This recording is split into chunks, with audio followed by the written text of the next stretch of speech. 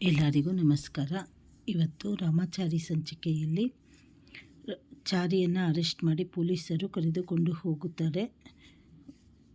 ರಾಮಾಚಾರಿಗೆ ಅನುಮಾನ ಬರುತ್ತದೆ, ಇದರ ಹಿಂದೆ ಯಾರಾದರೂ ಇರಬಹುದು, ಅದಕ್ಕೆ ಅವರು ನಮ್ಮ ಮದುವೆ ನಿಲ್ಲಿಸುವ ಕೆಲಸ ಮಾಡುತ್ತಾ ಇದ್ದಾರೆ, ಇದನ್ನೆಲ್ಲ ಏನು ಅಂತ ಹೇಳಿ ಕಂಡು ಹಿಡಿಯಲೇಬೇಕು ಅಂತ ಹೇಳಿ ತನ್ನಲ್ಲೇ ಅಂದುಕೊಳ್ಳುತ್ತಾ ಇರುತ್ತಾನೆ.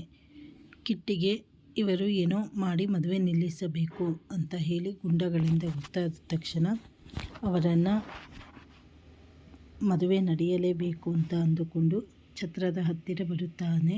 ಇನ್ನೊಂದು ಕಡೆ ರಾಮಾಚಾರಿಯನ್ನು ಅರೆಸ್ಟ್ ಮಾಡಿಕೊಂಡು ಬರುತ್ತಾ ಇರುತ್ತಾರೆ. ಇಬ್ಬರು ಮುಖಾಮುಖಿ ಆದಾಗ ದೇವ್ಗೆ ಒಂದು ಕ್ಷಣ ಶಾಕ್ ಆಗುತ್ತದೆ, ಕಿಟ್ಟಿ ಸತ್ತಿಲ್ವಾ ಅಂತ.